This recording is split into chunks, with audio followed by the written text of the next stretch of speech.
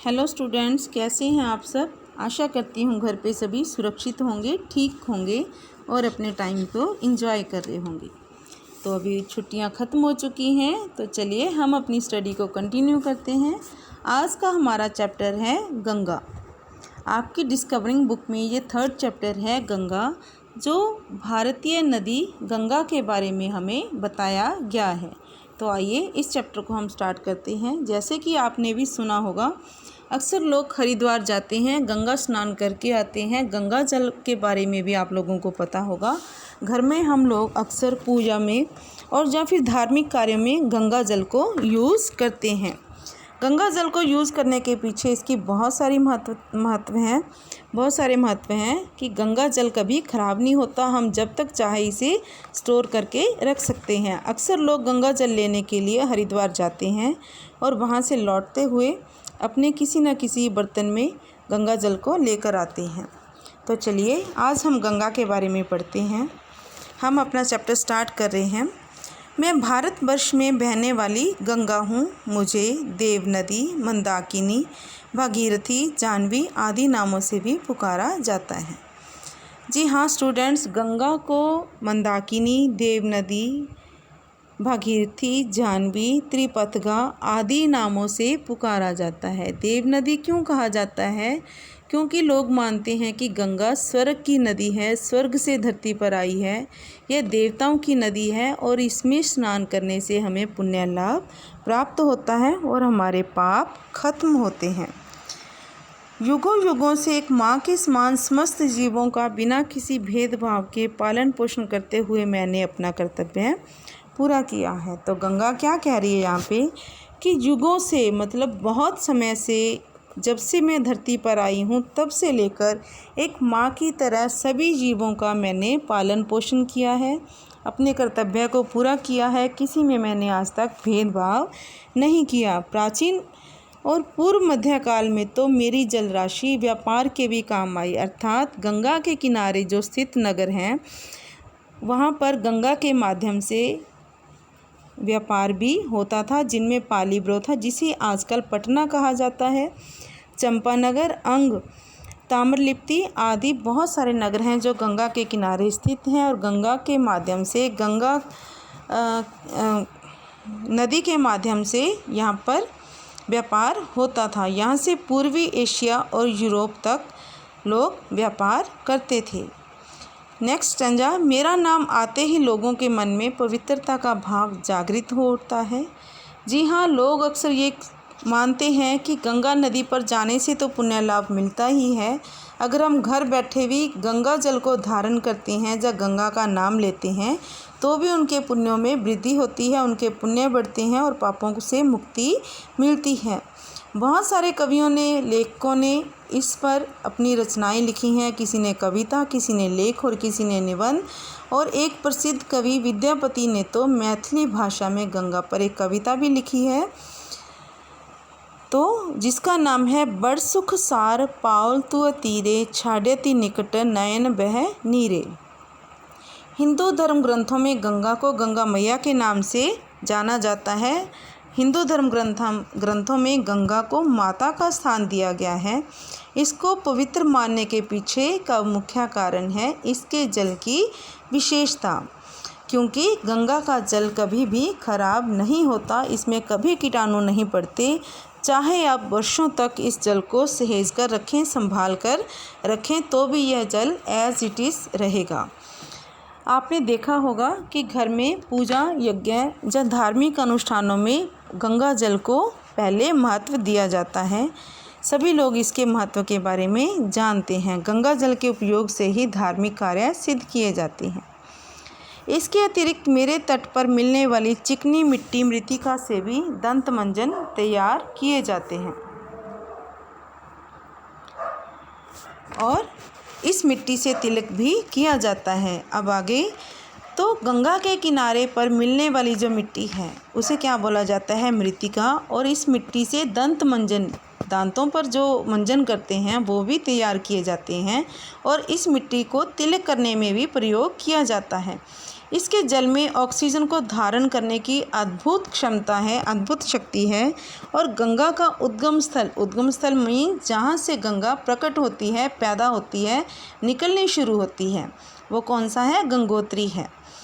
गंगोत्री से गंगा स्टार्ट होती है। यहाँ से लेकर बंगाल की खाड़ी में मिलने तक मेरे तटों पर अनेक तीर्थ स्थल और असंख्य मंदिर स्थापित हैं। तो गंगा नदी गंगोत्री से निकलकर कहाँ तक मिलती है? बंगाल की खाड़ी में जाकर मिल जाती है।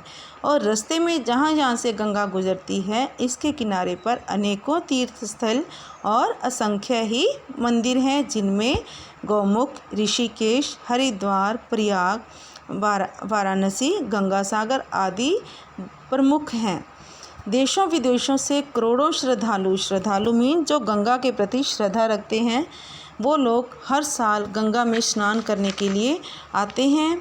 हर 12 साल बाद गंगा पर कुंभ का मेला लगता है। और कुंभ के मेले में तो भीड़ देखते ही बनती है। यहाँ पर तिल रखने को भी जगह नहीं होती, इतनी लोगों की भीड़ होती है। इस समय लोग गंगा में स्नान करके खुद को पुण्य का भागी बनाते हैं। कुंभ क्यों लगता है? कुंभ का मेला क्या है? जब समुद्र का मंथन हुआ था, हिंदू धर्म ग्रंथों में ये एक कहानी दी गई है कि जब समुद्र का मंथन किया गया था तो समुद्र में से बहुत सारे रत्न निकले थे, जिसमें अमृत भी एक प्रमुख था। तो अमृत जब निकला तो देवताओं और राक्षसों में इस बात पर झगड़ा हुआ कि अमृत कौन पिएगा। अब जो धन्वंतरी वैद्य थे, वो समुद्र में से अमृत को लेकर बाहर आए थे। जब उन्होंने इनके झगड़े को देखा तो वो उस कलश को लेकर भाग चले ताकि यह राक्षसों के हाथ ना लग सके। अब भागते भागते 3-4 जगह पर वो रुके, जिसके कारण उस कलश में से कुछ अमृत की बूंदें वहाँ पर गिर गई, जिसमें से हरिद्वार, प्रयाग, उज्जैन प्रमुख हैं। तो यहाँ पर कलश में से अमृत की कुछ बूंदें गिरने से ही वहाँ पर कुंभ का मेला लगता है। अर्थात उस अमृत की बूंदों का इतना महत्व है कि हर साल यहाँ पर भी अमृत की बूंदों की वजह से कुंभ का मेला लगता है। और वहीं पर लोग स्नान करके अपने आप को बड़भागी मानते हैं, पुण्य का अधिकारी समझते हैं। वाराणसी में तो पूरे वर्ष मेरे भक्तों का तांता सा मीन्स होता है भीड़, कि वाराणसी में तो हर पूरे साल भक्तों की भीड़ लगी रहती है। नेक्स्ट बच्चों, आप लोगों ने अपने आसपास भी देखा होगा कि जैसे ही सावन का महीना आ जाता है तो लोग गंगा जल लेने के लिए, कांवड़ लेने के लिए हरिद्वार या फिर गंगोत्री तक पैदल यात्रा के लिए जाते हैं, ताकि वहां से वो अपनी कांवड़ भर कर लेके आएँ और भगवान शिव को उस गंगा जल से स्नान करवाएं। क्योंकि सावन में भगवान शिव का गंगा जल से अभिषेक कराना, स्नान कराना बहुत बहुत महत्वपूर्ण और बहुत ज़्यादा पवित्र माना जाता है। इस महीने में हरिद्वार से गंगा जल लेकर भक्त क्या है? बोल बम, ओम नमः शिवाय, हर हर महादेव के जयकारे, जय घोष करते हुए जगह जगह पर भगवान शिव का जल अभिषेक करते हैं। उत्तर प्रदेश, पंजाब, हरियाणा, राजस्थान एवं दिल्ली राज्यों में तो यह हमें हर साल देखने को ही मिलता है।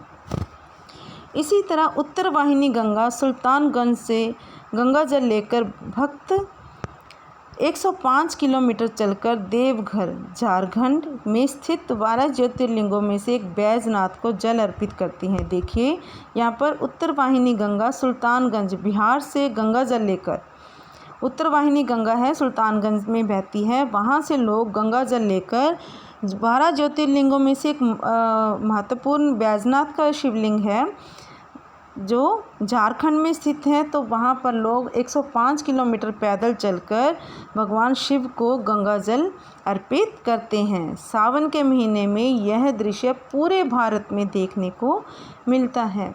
पूर्णिमा, अमावस्या, एकादशी, गंगा दशहरा आदि अवसरों पर तो लोग अपने आसपास जहाँ पे भी निकटतम पड़ता है गंगा घाट पर जाकर स्नान करते हैं और पुण्य लाभ प्राप्त करते हैं, अर्जित करते हैं। गंगा तट पर सारा दिन लगातार पूजा पाठ, भजन, कीर्तन, आरती आदि कार्यक्रम चलते रहते हैं। मेरा नाम भारत की प्रमुख नदियों में सम्मिलित किया जाता है। अब गंगा नदी क्या कह रही है कि गंगा नदी का नाम भारत की मुख्य नदियों में शामिल किया जाता है। गंगोत्री से जब गंगा निकलती है तो वहाँ पर बहुत पतली धारा के रूप में निकलती है, लेकिन जैसे जैसे आगे बढ़ती जाती है तो हिमालय पर्वत की बर्फ़ पिघलकर इसकी जलधारा में मिलती जाती है, जिसकी वजह से गंगा के जल में एक वेग प्रवाह गति बनी रहती है। जैसे आप कहते हैं ना कि गंगा की धारा आज बहुत तेज़ थी, पानी बहुत तेज़ बहता है, तो जैसे जैसे इसकी पानी में हिमालय की बर्फ़ पिघलकर मिलती रहती है, जब अन्य नदियाँ इसमें मिल जाती हैं तो गंगा नदी का पानी की गति और भी ज़्यादा तेज़ होती रहती है। मेरा जल करोड़ों लोगों की प्यास बुझाता है, असंख्य पशु पक्षी मेरे जल पर निर्भर हैं। जी हाँ, गंगा नदी सिर्फ मानवों का ही पालन पोषण नहीं करती, अपितु इसके आसपास के क्षेत्रों में रहने वाले जीव जंतु भी गंगा जल पर निर्भर हैं। गंगा जल से आसपास की ज़मीन भी सिंचित होती है। इस पर टिहरी जैसे बांध बनाए गए हैं और इस पर मल्टीपर्पज़ योजनाएं भी लागू की गई हैं, बहुउद्देशीय योजनाएं भी लागू की गई हैं, ताकि लोग ज़्यादा से ज़्यादा इसका फ़ायदा ले सकें, लाभ ले सकें। अपने तटवर्ती क्षेत्रों की ज़मीन को उपजाऊ बनाने पर भी मेरा ध्यान रहता है। अब गंगा नदी के तटवर्ती मतलब तट के आसपास के जो क्षेत्र हैं वो भी गंगा जल की वजह से बहुत उपजाऊ हैं। इसके आसपास के क्षेत्रों में पीने वाले पानी की तो कभी भी कमी होती ही नहीं है। इससे क्या है, जो कृषि क्षेत्र है, खेती है, वो बहुत ज़्यादा समृद्ध है। इसी वजह से वहाँ के आसपास के इलाकों में अच्छी फसलें होती हैं। अपने उद्गम स्थल पर मैं सिकुड़ी सी पतली जलधारा के रूप में होती हूँ। आगे बढ़ते ही मुझ में अनेक नदियाँ आकर मिलती हैं, इससे मेरी जलधारा तीव्र हो जाती है। अब आगे गंगा के बारे में क्या बताया गया है कि उद्गम स्थल मीन जहाँ से गंगा पैदा होती है, निकलती है, शुरू होती है, वहाँ से तो एक पतली सी जलधारा के रूप में चलती है। जैसे जैसे गंगा आगे बढ़ती जाती है तो अन्य नदियाँ भी वहाँ पर आकर उसमें मिल जाती हैं।